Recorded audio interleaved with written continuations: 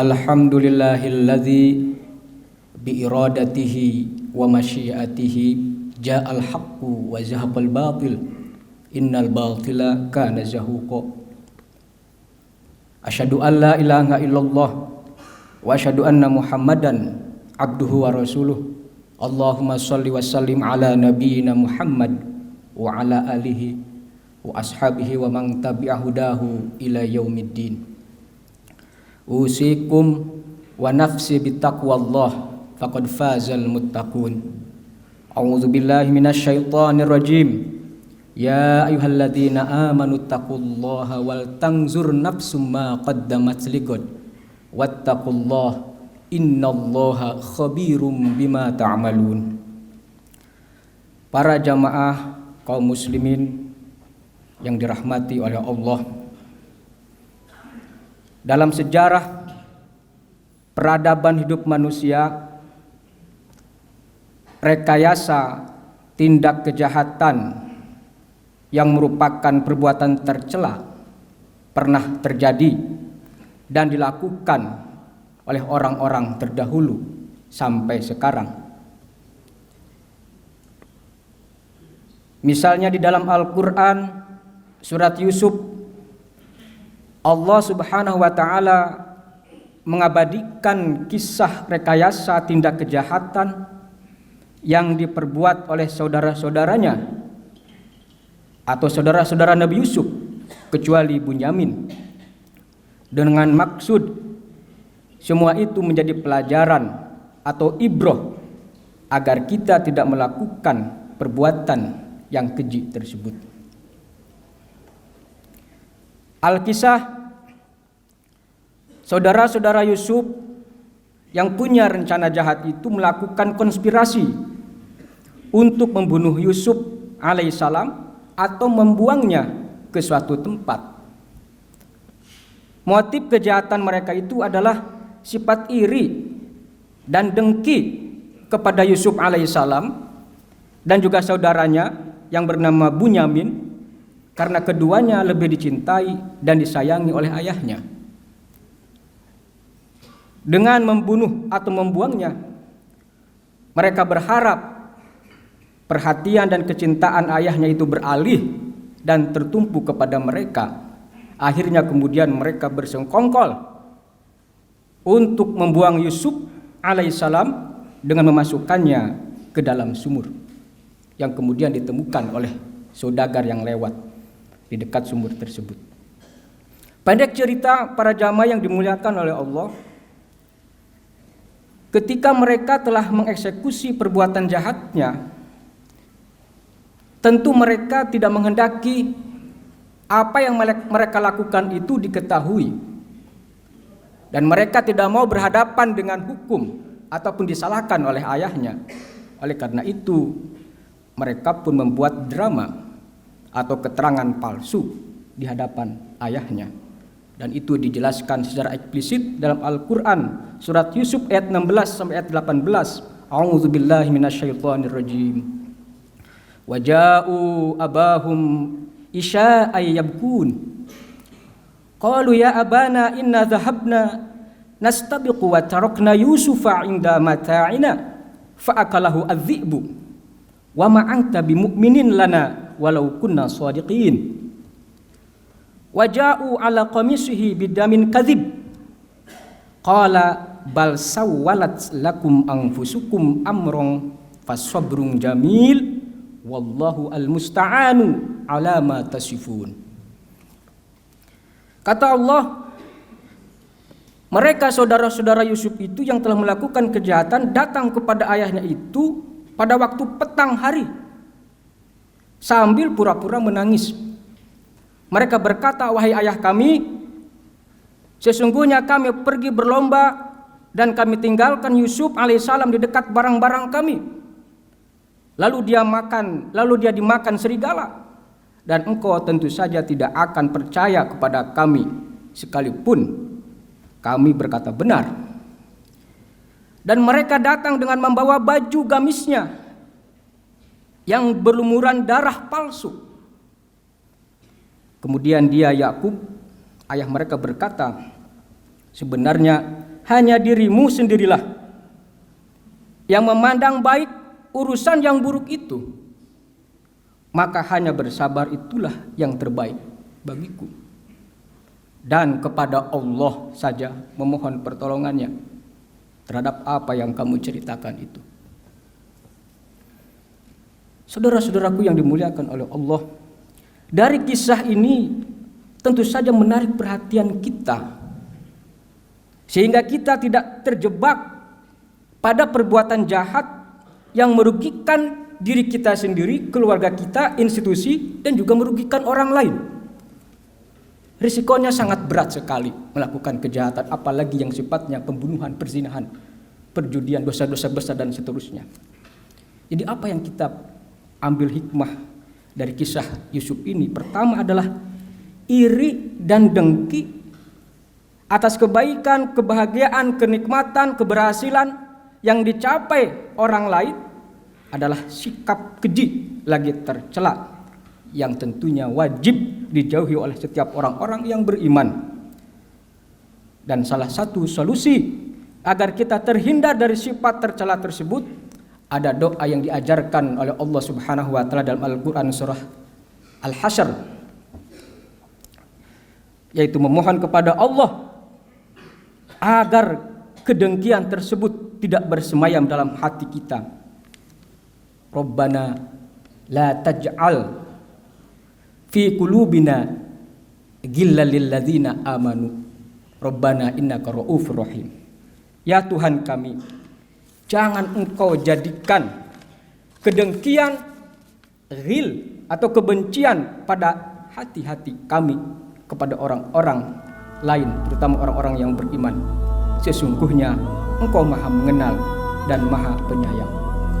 Atau juga doa yang diajarkan oleh Rasulullah Sallallahu Alaihi Wasallam agar kita senantiasa istiqomah dalam kebenaran, mengikuti kebenaran itu dan menjauhi segala bentuk kebatilan. Rasulullah juga pernah mengajarkan kepada kita, Allahumma arinal haqqa haqqa warzuqna tiba'ah wa arinal batila batila warzuqna ijtinabah. Ya Allah, perlihatkan kepada kami bahwa yang benar itu, yang hak itu betul-betul benar, dan berilah kemampuan kepada kami ya Allah untuk mengikuti kebenaran tersebut.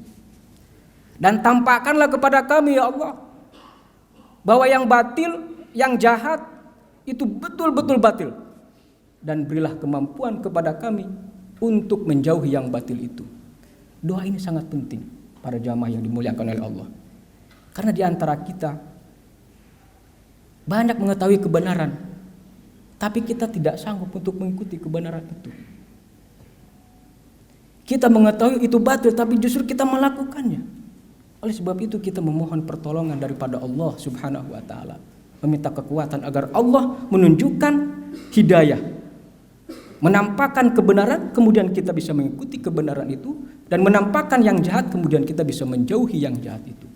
Dengan pendekatan spiritual doa ini, mudah-mudahan kita terjaga dari segala bentuk kejahatan ataupun tindakan-tindakan yang merugikan diri kita dan juga orang lain. Saudara-saudaraku yang dimuliakan oleh Allah, yang kedua, kedengkian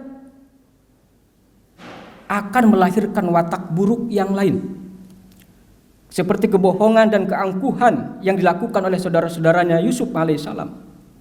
Dalam konteks penegakan hukum, maka para penegak hukum seperti hakim, jaksa, aparat polisi, pengacara, dan saksi-saksi, mereka semua menjadi sangat penting dalam mengungkap kebenaran dengan penuh keadilan. Proses penyidikan, forensik, semua alat bukti, evidence, dan lain-lain hendaklah didasarkan kepada fakta-fakta di lapangan yang tidak melanggar hukum dan nilai-nilai integritas yang diajarkan dalam agama, terutama dalam agama Islam. Karenanya para jamaah yang dimuliakan oleh Allah, Islam memberi peringatan keras dan sangat mewanti-wanti kepada segenap umat manusia, lebih-lebih kepada orang-orang yang beriman, agar tidak melakukan kebohongan atau kesaksian palsu. Apalagi sengaja merekayasa kejadian yang sesungguhnya, menghilangkan jejak atau alat-alat bukti, bersengkongkol menutupi kejahatan, menerima atau memberi gratifikasi dan lain-lain. Semua itu dalam perspektif Islam merupakan dosa besar yang sangat keji dan zalim. Menyatakan kesaksian yang benar, terbuka dan apa adanya adalah tentu saja suatu kewajiban, sekaligus sifat terpuji. Hal ini sebagaimana diperintahkan Allah dalam surat Al-Baqarah ayat 282. Kata Allah, janganlah saksi-saksi itu enggan memberikan keterangan yang benar apabila mereka itu dipanggil. Dalam menafsirkan ayat tersebut, Ibnu Abbas menyatakan ini merupakan perintah untuk menunaikan persaksian dan menyampaikannya kepada hakim. Sebab hal itu sangat dibutuhkan untuk menegakkan kebenaran dan juga al-haq. Selain itu, Rasulullah SAW juga pernah mengingatkan bahwa memberi keterangan bohong termasuk dosa paling besar. Diriwayatkan dari Abu Bakar radhiyallahu anhu bahwa Rasulullah SAW pernah bersabda, maukah kalian aku beritahu tentang dosa yang paling besar? Beliau mengulangi pertanyaan tersebut sampai 3 kali. Kemudian para sahabat menjawab, tentu ya Rasulullah. Kemudian Nabi bersabda, pertama adalah menyekutukan Allah, asyirku billah. Yang kedua adalah uququl walidain, durhaka kepada kedua orang tua. Kemudian beliau bangkit dan melanjutkan sabdanya, dan ingatlah, janganlah kalian memberikan kesaksian palsu, al-kadzib. Para jamaah yang dimuliakan oleh Allah, berdusta adalah ciri orang munafik yang dapat membawa kepada kejahatan, dan kejahatan bisa menyebabkan masuk ke dalam neraka. Sebabnya itu bukan sifat orang-orang yang beriman, bahkan ia bisa menjauhkan orang tersebut dari keimanan. Dan inilah yang kemudian disinggung oleh Allah Subhanahu wa taala dalam Al-Qur'an surat An-Nahl ayat 105. Kata Allah, sesungguhnya yang mengada-ngada kebohongan ataupun yang membuat-buat kebohongan hanyalah orang-orang yang tidak beriman kepada ayat-ayat Allah, dan mereka itu adalah orang-orang pendusta.